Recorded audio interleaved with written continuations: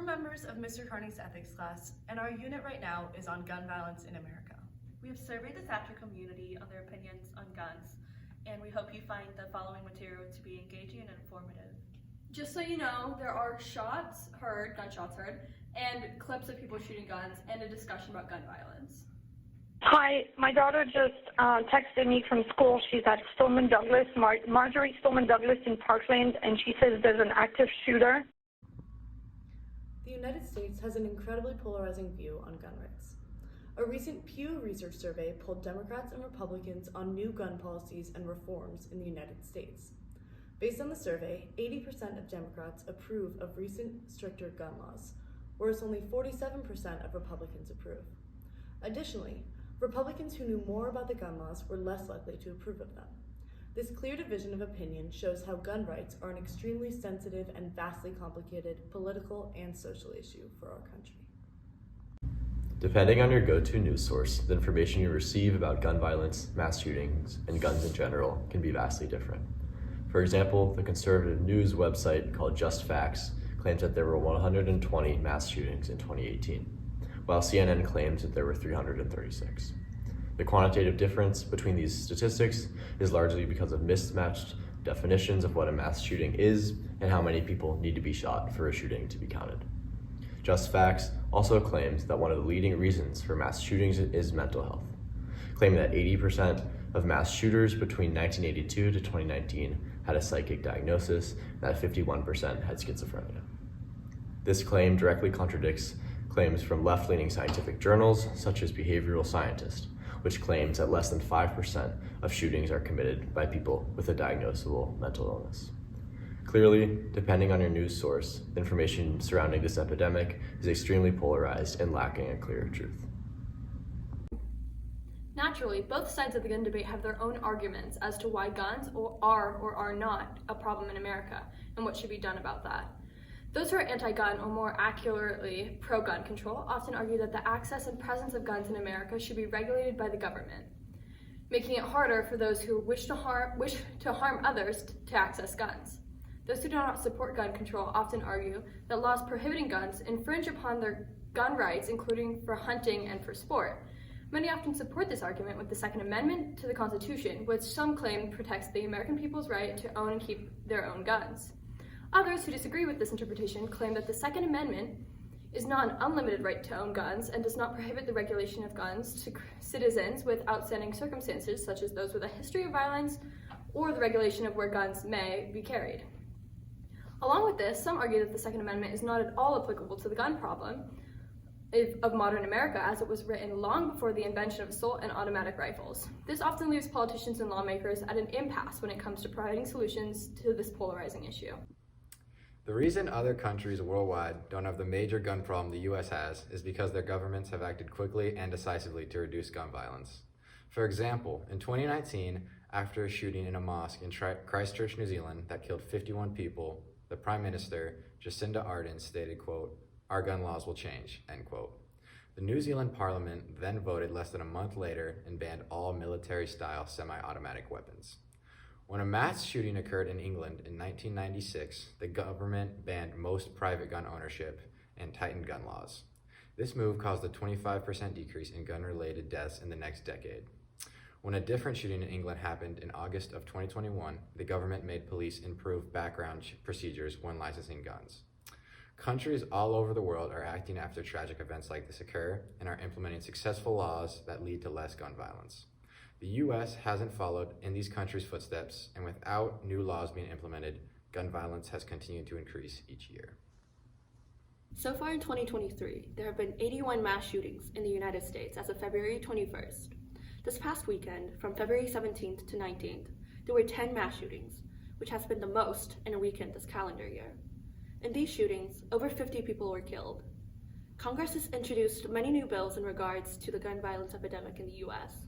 The assault weapons ban would ban the sale, manufacturing, and importation of military-style assault weapons and high ammunition capacity weapons, all of which are commonly used in mass shootings. The Age 21 Act would raise the minimum age to purchase a gun from 18 to 21. With that, let's hear about some Thacher community members' opinions on guns in America. One word I associate with guns would be violence. Sadness, pain. Maybe like polarization. Fridge, just because my parents always put them above the fridge. So. Violence. One word.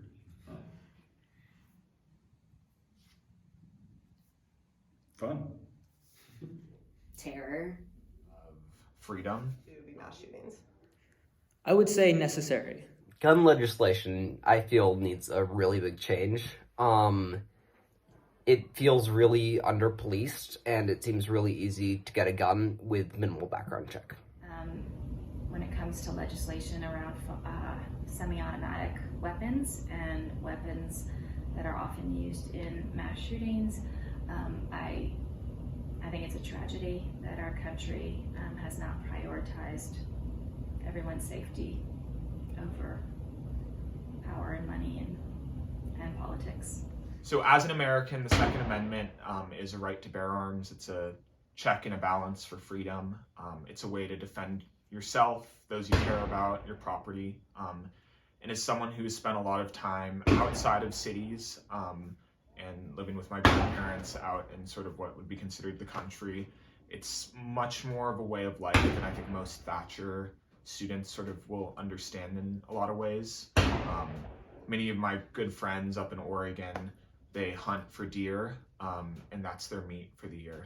And that way they don't have to spend egregious amounts of money. So it's really a way to provide for your family. It's a way to protect your family, especially when, you know, if something were to go wrong and you need the police, they're not, 7 minutes away, like in a big city, but they're 30, 40 minutes away. So a lot of it's based in practicality, which I don't think that most Thacher people sort of have the experience to understand. There certainly are some, but I think that in terms of the gun club, it's very minimally related. All it does is give us a means to have shotguns, pistols, and rifles, and what we use are much more limited in terms of their scope. They're very purpose-built for trap shooting, for sports shooting. These would never really be used in sort of any kind of offensive or self-defense manner. I think it makes sense, and I'm not necessarily for the abolishment of it. I think that when it was created, there was definitely a different gun culture and technology than there is today, which I think needs to be taken into account. Like, I don't think the right to bear arms necessarily means like assault weapons. So my parents are cops, so I always grew up around guns and had a strong sense of gun safety when I was a kid. But I also lived in Chicago, so there was a lot of gun violence. So I kind of grew up with both extremes. So yeah. Yeah, so guns as a tool of liberation has been a cause of debate for many centuries, even among Marxists saying that, guns shouldn't be used and guns should be used. But to view guns as a tool for liberation is because we're forced to.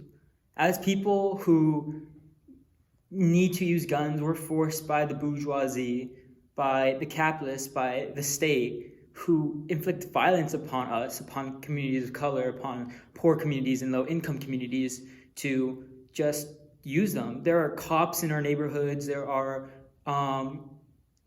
immigration officers and even white militias that cause so much harm.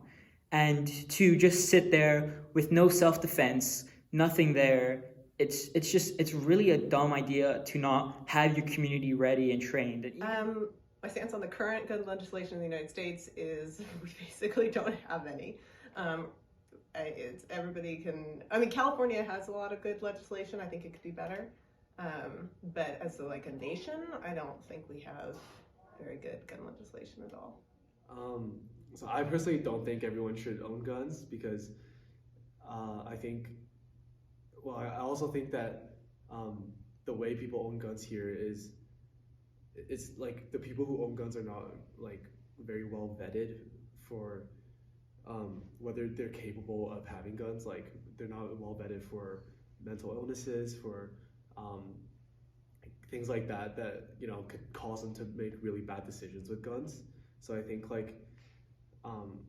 I don't think it's necessarily a bad thing, but I think there definitely needs to be more regulations regarding who can own guns. I don't think it should be everyone. Well, there's plenty of it. I know people think that there is not enough, but you live in a state that has the strictest gun laws in the nation. And people were saying, well, how does a boy get to have that gun? Well, he has to take a class. He has to go put in 12 hours and study and pass a test until you're 18 years old, and then they have a different test. We have a lot of restrictions. We used to be able to mail order ammunition, for instance, and the rest of the country can, but not in California.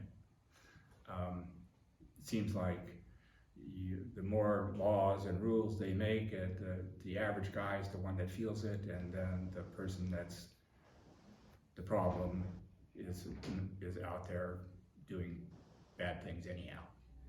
My solutions include what I think and what a lot of people probably refer to as common sense laws. So I personally think that there should be some form of background checks. So I think that anyone who's ever been convicted of assault or domestic violence should probably not be able to purchase a gun legally, especially with the amount of women and femme-identifying people who are killed by domestic partners after that partner has already been previously convicted is really disheartening. I also think that there has to be some look at mental illness. So I myself am quite open about my own mental illnesses, and I think that that should forfeit someone like me from being able to purchase a gun. I don't think that I should responsibly be allowed to legally buy one, but I could go out today and purchase one. So those are kind of my thoughts on it. Gun control, it's been proven in California, it's been proven in a lot of states, and it's been proven all over the world. Gun control is the thing that works.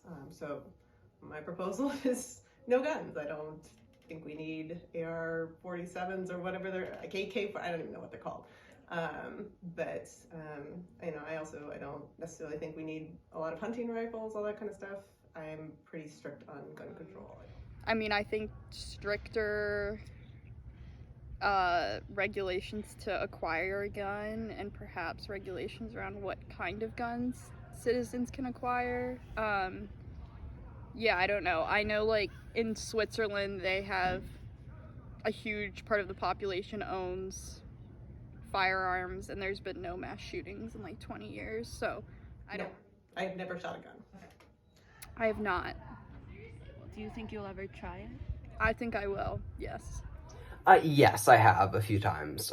They're all usually either handguns or rifles. We have a good family friend who hunts. I have not shot a gun, other than a water gun, a Nerf gun, but I don't really have a strong desire to. And that's just because the sound for me is really hard to deal with. On the Sundays that we have gun club, it's actually a really anxiety-ridden day for me, but that's just because the noise of guns is something that I grew up hearing, so hearing it on the place where I live and not feeling like I can escape it is too much for me to handle. So the thought of actually going to the gun range doesn't seem super welcoming for me.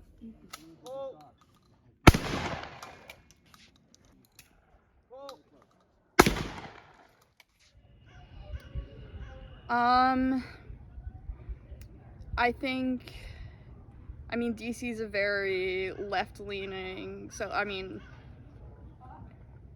I was surprised to learn my conservative neighbor had a gun, and that was sort of very surprising, so I think there's not a lot of exposure to it. I know DC does have a lot of issues with gun violence, which I have not personally experienced, but so I guess I sort of didn't have much exposure to it besides sort of what I thought was a default liberal writing off of guns anywhere. So I'm from East Oakland, California. For a long time, we were known as like the murder capital. And so a lot of gun violence happened around me, particularly like in my immediate area. There were plenty of times that drive-bys happened on my block. We had a big window in the front of our house, so there were a lot of times that I would hear shots and I had to go like face down on the floor. So that really shaped my childhood. And you know, I had a neighbor who was shot in the face, and luckily she survived, but that was someone that I saw every single day immediately afterwards. So guns were very much a large presence in my life and were very much like a big fear. But I also grew up in the time of like a post-Columbine schooling. I think Columbine happened when I was probably 5 or 6 years old. So all I've really known is a world with mass shootings on school campuses. So this fear that I also had to have in the classroom wasn't helpful because I felt scared at home and I felt scared at school. So that's kind of how that all shaped my views of it. Well, obviously Chicago is not the safest place on the planet. So I know that guns are dangerous and do cause problems, but I believe it's more the person that is the problem than the weapon itself. I'm from East LA, and East LA is there's a lot of people that have guns in East LA. The way my hometown has influenced me is because we just don't want to stay there and take that abuse, whether it's from gangs in the neighborhood, from police gangs, from white supremacists, you know. Especially with recent gentrification in the East LA community, Latino people and the Black community in there aren't just going to take that and let themselves get abused by guns, by people who have power over us with guns. We're going to try to organize ourselves for community self-defense, and that's one way my community has shaped me. The first thing that comes up whenever I talk to relatives or family, especially people of the older generation, about coming to the U.S. for school, the first thing that they mention is like guns and like whether it's safe there, like are you scared because they have guns? And I think it's definitely like it's something that a lot of people in China don't understand because we don't have guns, we've never had guns, and guns are something that we don't even like. The police doesn't even have guns. Only like basically like the Chinese version of SWAT has guns, and then so I think China definitely does look down at the U.S. for guns, and since the media is like really controlled, so a lot of our news pieces about the U.S. is about mass shootings in the U.S. and then I think guns definitely help the Chinese government portray a very violent, like unstable image of the United States. If there should be a content warning, there should be an active shooter, what will happen is a siren will go off, and all of these instructions went out at the beginning of the year, and I think we talked about them in the dorms, but the siren will go off, and what we are to do is try to shelter in place if you're in a safe place, and that means if you are behind a solid wall, under something, not near a window, not in open space, and if you can look at your cell phone, do so, because there'll be instructions that come regarding your safety. If you can't secure shelter in place, then you run and you try to get to a safe space where you can and hide. Our sort of slogan is safety through education. So every single time we shoot, we run through the 5 major rules of firearm safety. And at our range, those are: treat every gun as if it's loaded, keep your gun pointed in a safe direction, keep your finger off the trigger, know your target and what's behind it, and then lastly is kind of a separate one, but we just really ask that people are conscientious of their surroundings and use good judgment when around firearms. We haven't had a single safety accident ever in the gun club's history, and we intend to keep it that way. Because of Jack Chung, he was right. We have a trauma kit right there, right on the range. And I personally have a lot of first aid training, and our concept is we also have healthcare on campus, and you can 15 minutes later you can get somebody up from the hospital in an ambulance. But we try to make sure that we don't have any kind of, the kind of accidents we have are fixed with a Band-Aid. That's what it's been so far. I've seen gun accidents. I've seen 2 in my life on a trap field. And they're you know, both these people survived, but you know, one person was minus a toe or 2. And I watched the other guy had a gun blow up in his hands because he put one shell behind another one and the barrel blew up. A lot of my family is of the strong belief that violent video games do increase the odds of gun violence. In my opinion, I believe there's a correlation, but not causation. I feel if people are going to do something like shoot up a school, they're going to seek out shooter games. But I don't think playing something like COD is going to increase somebody's odds of shooting up a school. The guns are stored in a secured building, a steel building with double locks in cabinets that are locked, and each gun is locked. That's the best I can do here. You might have some giant safe that would perhaps be a better solution, I don't know. But this is a very good solution. There's only a couple sets of keys. I have one, and somebody else I'm not going to tell you has the other one. And all the windows are barred, the doors are double locked, it's steel, the whole building. So I believe the gun storage situation is very good. When it comes to ammunition, I don't keep the ammunition near the guns. They're separated. They're stored in another area that's locked like that. Like, from my parents' and grandparents' personal experience as police officers with guns, they feel it's been very helpful. And I know that my grandmother has had decades on the police department, but has never once actually fired her gun at somebody or ever had to draw it. So I feel like I can be pretty open about my opinions on guns, gun safety, and gun control.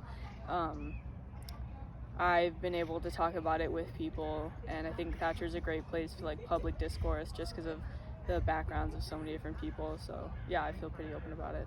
So the Marxist pro-gun is more libertarian. It's more a revolutionary status because it aims to be progressive. It aims to unite people of color, to unite women, to unite the LGBTQ plus community under self-defense, towards revolution, towards better policies in a government, in organizing ourselves and taking it upon ourselves to free ourselves. Versus the reactionary conservative movement, it aims to unite, white supremacists, like the military. It aims to unite people that want to harm and inflict harm upon others, when that's just not right. We want to take it upon ourselves to just start freeing people and free society. We would know when and how to act with guns, with our fellow friends and colleagues, and we would know how to take direct action. Versus police started as slave patrols in the 1800s to catch runaway slaves. They've evolved from this and continue this racist notion, and they go among communities of colors to randomly inflict violence among people who were called upon. I was allowed to have a gun when I was 16, and that was a gift from my parents. And I personally am under 18, which means that I do not own any firearms. Gun violence is clearly an epidemic in this country. However, we've learned that guns also play a crucial role in our society. In order to combat gun violence, stricter, clearer, and more national legislation could be a solution to this epidemic. Furthermore, as other countries have done, banning semi-automatic and automatic guns fully is a proven solution. We saw this in Australia after a mass shooting killed 35 in 1996, where the government prohibited semi-automatic and automatic guns. Since the ban, there's only been one mass shooting in the country in the past 26 years. Additionally, thorough background checks and stricter policies around buying firearms could be another solution to ensure guns aren't going into the wrong hands. Lastly, increased gun education could be extremely influential. In Israel, there is mandatory military service. Although guns are accessible, those who have them know how to use them because of military training, and this helps prevent gun accidents in the country. This is evidence that gun training and education can have extremely positive effects on a country and is another potential solution. One interesting takeaway from the interviews were the vastly different one-word answers to our final question of, what's one word you associate with guns?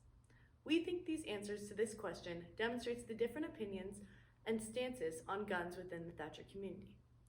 We also thought that the security and safekeeping of the guns at the Thacher range was impressive, and it was clear to us the commitment to safety that the gun club has. It was also very interesting speaking with international students who expressed how other countries look down upon the United States for this gun violence epidemic, proving the point that this issue is not only unique to this country, but an international embarrassment as well. Lastly, it was interesting to see how age didn't play much of a role in indicating one's views on guns. We intentionally interviewed several adults who were anti-gun, but also several who were pro. And the same was true for students, showing how one's age doesn't necessarily indicate one's views. Thank you so much for watching. Please reach out if you have any questions about our project. We'd like to thank everyone we interviewed for their time, as well as Ms. Saray, Mr. Manson, Mr. Carney, and especially Mr. Cate for his help at the gun range and in the interview process.